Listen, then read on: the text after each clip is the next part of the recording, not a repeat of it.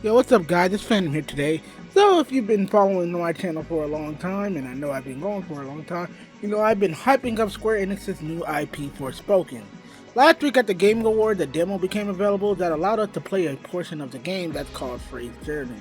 Now, I know many content creators have already covered this game, but I've been busy with life, so now that I have free time, I played on both the standard and hard difficulty, and I want to speak about the game. Now, again, this isn't a sponsored channel because I am an teeny, teeny, weeny, teeny, tiny channel.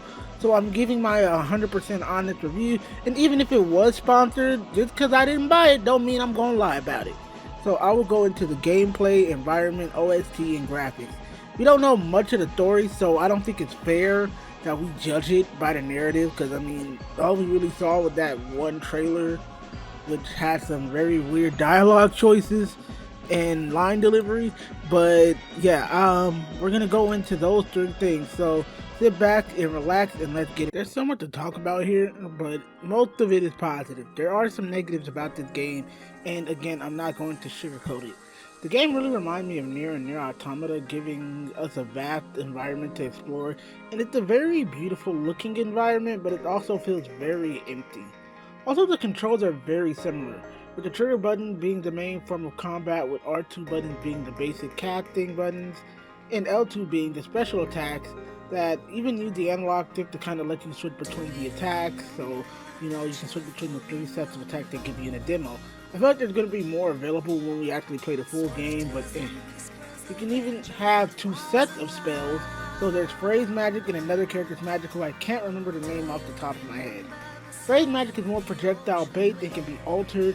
There's three special techniques that you can use that are special and that can be upgraded: a burst shot, a rapid shot, and a shield shot.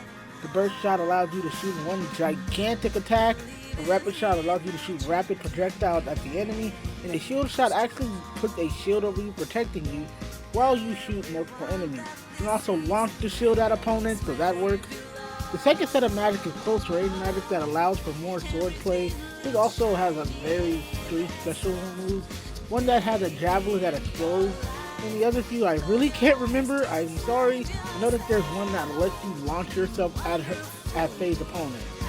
One thing that I enjoy that a lot of people don't like is the dialogue between Frey and her weapon. I know many say it's annoying, but it kind of reminds me of Iron Man and Jarvis, just because the banter they have with each other in the dialogue is very cool. Listen, you guys wouldn't want a very offensive New York accent, so I'm taking this while I can. So let's run down the positives for me. I like the variety of spells that the game gives us and that can be used, and how you can switch on the fly with the different spell sets. Parkour in this game is amazing. I don't know what else to tell you. Movement in this game feels very fluent, very, out there, and I love it. I didn't want to fast travel a lot because I wanted to traverse through the environment with the parkour in combat. It's the best way to survive the intense situation, but to literally move around opponents in order to get there. It's really good combat when it comes to traversal. Which, again, sometimes, trust me, you will get jumped in this game. These monsters play hood, so you basically ended up with that. But yeah, traversing through the environment and parkour are amazing. The objectives for the games aren't super variety. They feel like basic fetch quests, so like they'll have you, oh, protect an NPC from getting hurt, or oh, solve this puzzle from getting hurt. It's very basic, which from what I'm hearing, the game producer said these are not full representations of what the main game is going to be like. And again, we're just going to have to hope and pray they're telling the truth, or they're just trying to be like, we can damage control it until the actual game comes out. Which I hope they are not doing that. But yeah, so there are a few negatives. Like, so at like a lot of times, the enemies feel very bullet spongy. They'll take attacks and eventually they'll die, but you have to do a lot to get there. And a lot of casting and stuff, and they just feel very slow. Combat at times can feel very stiff, very janky, similar to Final Fantasy 15, where it's like it's one button press, and after a while, even getting hit doesn't feel as satisfying, or hitting your opponent feels satisfying. It just feels awkward sometimes. and I feel like that's going to be improved eventually. But even during like huge boss fights, it does feel very stiff and janky. Lastly, that's like a big negative for me, and I brought this up earlier. The open world feels very hollow. Like it doesn't feel like much is there to do. And again, I'm chopping it up to it's a demo. They can fix it, and I feel like we're playing a very early build of the game because graphical wise, it could use a lot of improvements. The graphics are beautiful. Not much to complain, but it feels like a high-end PS4 game before it's a high-end PS5 game. But again, we are playing a demo, meaning we can play an early build that hasn't just been worked on. The game has been delayed, so I'm giving it that. But yeah, also the Luminous engine itself is very difficult to work with from what I'm hearing. So that could be a very, very big excuse. But I don't want to excuse them for that. The graphics need some improvement if that's the best you guys can do. Because you guys promised us one of the most beautiful games on the PS5. Hate to say, I've seen some way better looking ones so far. So I'm gonna need some type of improvement told on that. But other than that, yeah, I hope the open world has a lot more life to it, a lot more environment to it. Because again, it does feel like Nier, where Nier had nothing but enemies to fight, but it also had people in it. I want Forspoken to have that, and not us just exploring a gigantic open empty world. But yeah, that's pretty much it for what I can say about the game. I just wanted to keep this short and simple. So yeah, I'm excited for the game. This is definitely a day one pickup for me.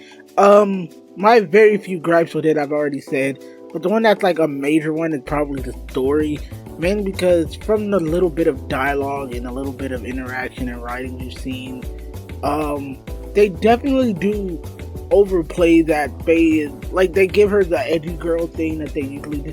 Basically, she swears, curses a lot and stuff like that, and she has like her magical bracelets or amulets, and there's like this sophisticated British man. But at the same time, the reason it works is because, well, at least for me, let's face it, when we were all a teenager, or even us now being like young adults, we throw around the word, and excuse my language, YouTube, before you censor me, we throw around the F word a lot. We throw around fuck a lot.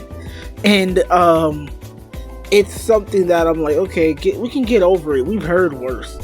Like, trust me, and I know this is very off topic. If you've seen the show Titans, you know what I'm talking about. That's the level of dialogue it's on. And I'm not saying Titans is perfect, it's far from it, but it's still like, as long as it gets the story and premise around, I'm pretty cool with it. The gameplay is amazing. It still could use a little bit of work, and it's not gonna be like, oh my god, this is so original, so new. No, it's not. It's definitely not. But it's gonna work for like newer people to see this. The game is fun and it's beautiful and it's something unique. First of all, we don't get a lot of black female protagonists in video games. They exist, but they're very hard and far between to find. I'm gonna need you to name me 10 in the comment section. I don't think you can, but yeah, thank you guys for checking out this video. A lot of things have changed in life, and I don't really want to go into it. I'm not even gonna make a whole video. I'm just coming. Just know I'm back. I'm back.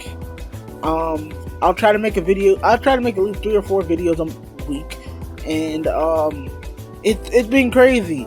I'll probably update you guys when I stream.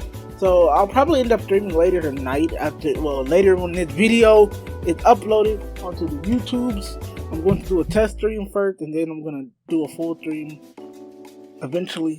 But thank you guys so much for watching. Promise, I'm back.